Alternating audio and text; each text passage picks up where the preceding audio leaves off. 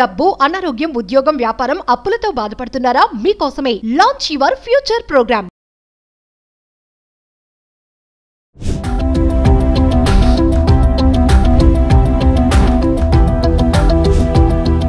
నమస్తే, welcome back to Suman TV. Present మనతో పాటు ఉన్నారు TEDx speaker, legendary award winner in real estate, realtor oxygen founder and CEO doctor Nandi Rameshwar Rao గారు.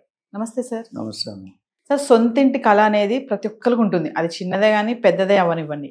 అయితే ఇప్పుడు కేంద్రం ఒక బంపర్ ఆఫర్ ఇచ్చింది. అంటే 25 లక్షలు లోన్ తక్కువ వడ్డీ రేటుకి అని చెప్తున్నారు. ఒక్కసారి ఆ నిబంధనలు ఏంటి, ఆ రూల్స్ ఎలా ఉంటాయి, మరి క్రెడిట్ స్కోర్ కూడా దీంట్లో చూస్తారా? అంటే ఇది గవర్నమెంట్ తరఫున ఎప్పటికప్పుడు కొత్త పద్ధతులు, కొత్త మెథడాలజీ తీస్తున్నారు. అది ప్రజలకి, ముఖ్యంగా ఇల్లులు కట్టుకునే వాళ్ళకి సహాయం చేయాలనే ఇంటెన్షన్. లాస్ట్ 20-30 years చాలా చేంజెస్ వచ్చాయి. నాకు ఇప్పటికీ గుర్తు, మేము 2014-15 ఇల్లు కొనుక్కున్నప్పుడు 10.5% ఇంట్రెస్ట్ ఉండేది హౌస్ లోన్ మీద. అట్లా పర్సనల్ లోన్ అయితే ఇంక వేరే 16-18% ఉంది.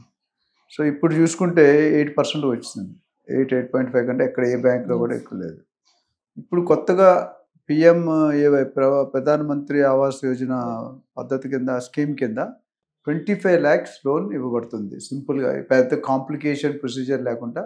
ఇందులో కొత్త మార్పు ఏంటంటే వైఫ్ అండ్ హస్బెండ్ కలిపి కూడా తీసుకోవచ్చు. ఓకే, జాయింట్గా ఆ లోడ్ అనేది డిస్ట్రిబ్యూట్ అయిపోతుంది. అంటే ఇప్పుడు EMI కట్టాలన్నా అది కొన్ని లెక్కలు ఉన్నాయి, దానికి ఎవరికైనా డీటెయిల్గా కలిస్తే మనం చెప్తాం. ఇంకొకటి ఏం చేశారంటే, ఫస్ట్ టైం కనుక ఇల్లు కట్టుకునేటట్టయితే వాళ్ళకు కూడా సబ్సిడీ ఇస్తున్నారు. ఐటీ కూడా బెనిఫిట్స్ ఉంటాయి. మీరు రిటర్న్ చేసుకోవచ్చు. ఇంత అమౌంట్ వరకు సంవత్సరానికి ఇంత మీరు కట్టిన ప్రిన్సిపల్ అమౌంట్, ఇంట్రెస్ట్ అమౌంట్లో కొంతవరకు మీకు ఐటీ ఎగ్జామ్షన్ వస్తుంది.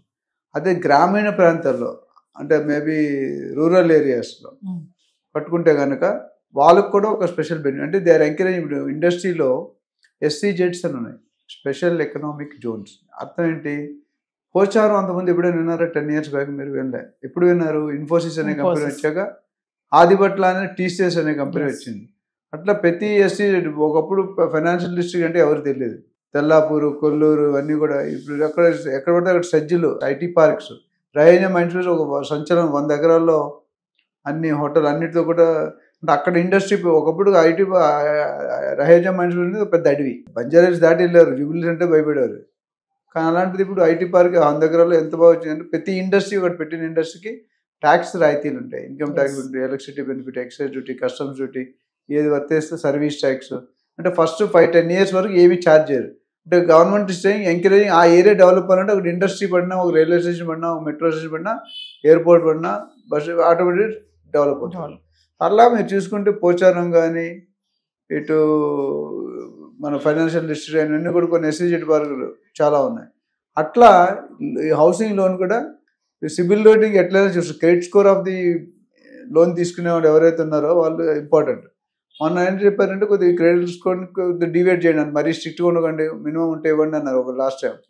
ఇప్పుడు ఏమంటున్నామంటే, ఆ 25 లక్షలకి కూడా సబ్సిడీ గ్రామీణ ప్రాంతాల్లో కట్టిన వాళ్ళకి, ఫస్ట్ టైం కట్టుకున్న వాళ్ళకి, మన ఆల్రెడీ లేడీస్ పేరు రిజిస్ట్రేషన్ చేస్తే 1% తగ్గుతుందని మహిళలను ఎంకరేజ్ చేస్తున్నారు. ఎన్నట్లో మహిళలు, ఇందులో కూడా కిసే కంపెనీ ప్రతి ఫీల్డ్లో కూడా మహిళలు ఉన్నారు. లేని ఫీల్డ్ మీరు చెప్పలేరు. చెప్పండి నాకు మహిళలు లేని. బస్ డ్రైవర్ దగ్గర నుండి, పెట్రోల్ గర్ల్ దగ్గర నుండి, ఫ్లైట్ SASA చందా coacher CEO level, MD level దాకా కూడా ఉన్నాయి. సో లేడీస్కి ఇనఫ్ సఫిషియెంట్ సపోర్ట్ ఇస్తున్నారు, బ్యాకప్ ఇస్తున్నారు. రిజర్వేషన్ కోటా ఇస్తున్నారు. ఆల్రెడీ ఆ రిజర్వేషన్ ఎప్పుడో ఫైటింగ్ అవుతుంది. సో ఈ లోన్, ఈ 25 lakhs అనేది చాలా ఊరట. ఎందుకంటే వాళ్ళకి లోన్ కంపోనెంట్ తక్కువ ఉంటుంది. వాళ్ళు 10 లక్షలు 15 లక్షలు సేవ్ చేసుకుంటే 40-50 లక్షలు ఒక మంచి మంచి ప్లాట్ వచ్చేస్తుంది. సో వాళ్ళు కూడా సొంత ఇంటి గల నెరవేర్చడానికి ఒక గవర్నమెంట్ సదుపాయం హెల్ప్ చేస్తుందని చెప్పచ్చు. It's a good sign. అంటే ప్రధానమంత్రి ఆవాస్ యోజన ఈ స్కీమ్ సార్, ఇల్లు కట్టుకోవడానికి లోనే కాకుండా అనేక ప్రయోజనాలు కూడా ఉన్నాయని చెప్తున్నారు. ఏంటి సార్ అవి బెనిఫిట్స్ ఏంటి? అంటే ప్రయోజనం అంటే అదే చెప్పా కదా, ఇప్పుడు తక్కువ రేట్లో ఇంట్రెస్ట్ డబ్బులు వస్తాయి, వెరీ ఫ్యూ, తక్కువ ఇంట్రెస్ట్ రేట్. రెండోది క్రెడిట్ స్కోర్ వరకు చూడమంటున్నారు. మూడోది ఫస్ట్ టైం కట్టుకునే వాళ్ళకి ఎంకరేజ్ చేస్తున్నారు. పల్లెటూరులో కట్టుకునే వాళ్ళు కూడా ఎంకరేజ్ చేస్తున్నారు. ఉమెన్ పేరెంట్ చేసుకుంటే ఎంకరేజ్ చేస్తారు. అది లోన్ కాదు, రిజిస్ట్రేషన్. అంటే ఈ 4-5 పాయింట్లు చాలా ఉన్నాయి. ముఖ్యంగా ఈ పాయింట్ల వల్ల they are trying to encourage the household sector, residential సెక్టర్ని కూడా పెంచాలి. కమర్షియల్ ఎట్లా కట్టుకోలేం, రెసిడెన్షియల్ కట్టుకుంటే రేపొద్దున వాళ్ళు అద్దెలు కట్టాల్సిన భారం. ఇప్పుడు లైఫ్లో ఏంటంటే, ఎప్పుడైనా మీరు చూసుకుంటే ఏది లేకపోయినా పర్లేదు, కారు లేకపోయినా పర్లేదు, బంగారం లేకపోయినా పర్లేదు, వెండి లేకపోయినా పర్వాలేదు, కానీ ఇల్లు లేకపోతే ప్రాబ్లం. ఎందుకంటే మీరు ఇంట్లో ఉన్నారు, కరోనా వచ్చింది, మీరు రెంట్ కట్టలేకపోయారు, ఏం చేశారు ఓనర్స్? బయటికి పంపించేసారు. బయట మీకు ఇష్టం లేకపోయినా 2 నెలలు ఒక గవర్నమెంట్ చెప్పింది సగం 50% కూడా కట్టలేరు కదా. గవర్నమెంట్ ఇప్పుడు కేసీఆర్ గారు ఉన్న గవర్నమెంట్లో అప్పుడు అయింది, ఓనర్స్ ప్రెజర్ చేయకండి 50% ఇస్తారు, లేకపోతే ఇవ్వకపోతే టైం ఉంది. ఎంత టైం ఇస్తారు? 3 నెలలు 4 నెలలు 10 సంవత్సరాలు ఇవ్వరు కదా. వాడు కూడా ఈఎంఐ కట్టుకోవాలి కదా. సో అప్పుడు ఏమైంది? You're and road.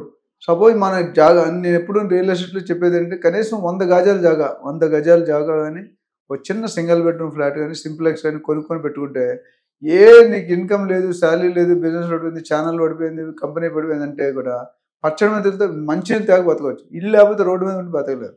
అది importance of house. So house అనేది ఒక నీడే. ఇంగ్లీష్లో నీడ్ అండ్ వాంట్ ఉన్నారు. నీడ్ అంటే అర్థం ఏంటి? నీకు దాహం వేస్తే మంచిగా తాగితే నీడ్ అయిపోతుంది. వాంట్ అంటే నాకు జ్యూస్ కావాలి, కోకోనట్ వాటర్ కావాలి, లేకపోతే లస్సీ కావాలి అనేది చాయిస్. సో అందరూ అఫోర్డ్ చేయాలి. సో మనకి నీడ్, బేసిక్ నీడ్ అంటున్నాను. రోటీ కప్పడా మొక్కలు అయితే నువ్వు కష్టం. రోటీ కప్పడా మొక్క లేటెస్ట్ ఇందాక వీడియోలో చెప్పే గోల్డ్ కూడా యాడ్ అయిపోతుంది. గోల్డ్ లేకపోతే కష్టం. సో ఓవరాల్గా ఈ స్టెప్ అనేది పిఎంఏవై తీసుకున్న step, it's a positive step and it's helping lot of అంటే పూర్ పీపుల్ కానీ ఎల్ఐజీ క్యాటర్లో ఉన్న వాళ్ళకి హెల్ప్ఫుల్ అవుతుంది. సో మామూలుగా క్రెడిట్ స్కోర్ అని చెప్తున్నారు కదా, స్కీమ్ కింద కాబట్టి చూడమంటున్నారు. మామూలుగా క్రెడిట్ స్కోర్ బాగుండాలి అంటే ఎలా మెయింటైన్ చేయాలి? అంటే మీ క్రెడిట్ స్కోర్ అంటే ఇప్పుడు క్యారెక్టర్ ఆఫ్ ఎ పర్సన్ అంటే ఏంటండి? నాకు తెలిసి సింపుల్ అంటే ఎవరు లేనప్పుడు నువ్వేం చేస్తావు అది నీ క్యారెక్టర్. ఫర్ ఎగ్జాంపుల్ కమర్షియల్ షాప్కి వెళ్తున్నావు, కమర్షియల్ కాంప్లెక్స్కి రానికి ఏం చేస్తారు? కొన్ని కాంప్లెక్స్ అన్ని స్విచ్ చేస్తుంటాయి, అంతా ఎక్కడ పడితే అక్కడ స్టెప్స్ మీద ఎక్కి చూసేస్తారు. అంటే ఎవరు చూడరు కదా. అదే మెయిన్ కారిడార్లో ఉన్న ఆఫీస్లో ఉండదు. అదే బ్యాంక్ ఏంటంటే సిబిల్ స్కోర్ ఏంటంటే నీ బ్యాంకులో నీ ట్రాన్సాక్షన్, నీ క్యారెక్టర్ ఎట్లా ఉంది, నువ్వు ఇచ్చిన చెక్కులు ఎన్ని బౌన్స్ అవుతున్నాయి, నీకు వచ్చిన ఎన్ని బౌన్స్ అవుతాయి, నువ్వు ఇచ్చిన ఎన్ని బౌన్స్ అవుతుంది, దాన్ని బట్టి ట్రాక్ రికార్డ్. నువ్వు ఈఎంఐ కట్టిన ఎన్నిసార్లు డిఫాల్ట్ అయ్యావు, అప్పు తీసుకుంటే ఎన్నిసార్లు డిఫాల్ట్ అయ్యావు, ఇవన్నీ కూడా క్రెడిట్ స్కోర్లో తీసుకొని అప్పుడు చెప్తాను. అంటే జనరల్గా 900 పాయింట్స్కి వాల్యుయేట్ చేస్తారు. ఎవరికైనా 650, 700 దాకా వస్తే లోన్ ఇవ్వరు. నేను లోన్ తీసుకున్నా లక్కీగా 880 వచ్చాయి. నేను ఎక్కడ డిఫాల్ట్ కాలేదు. 30 yearsలో నా బ్యాంక్ అకౌంట్ ఉంది, యూనియన్ బ్యాంక్. అంతకుముందు ఆంధ్ర బ్యాంక్, ఇప్పుడు యూనియన్ బ్యాంక్. ఒక్క చెక్ బౌన్స్ అటు సైడ్ నుండి ఇటు సైడ్ లేదు. అంటే 30 years సింగిల్ చెక్ మెయింటైన్ చేయడం అనేది is not that easy. So అలాంటిది అంతే నా ఫోన్లో వస్తుంది, సార్ మీ క్రెడిట్ రేట్ బాగుంది, మీకు 10 కోట్ల లోన్. ఏం చేయాలి? 10 కోట్ల లోన్ తీసుకొని కట్టాలి కదా. 10 కోట్ల లోన్ తీసుకుని 10 లక్షలు ఈఎంఐ కట్టాలి. So but it's a character in a bank transaction. Normal character అనేది మన హ్యూమన్ లైఫ్లో. Thank you sir.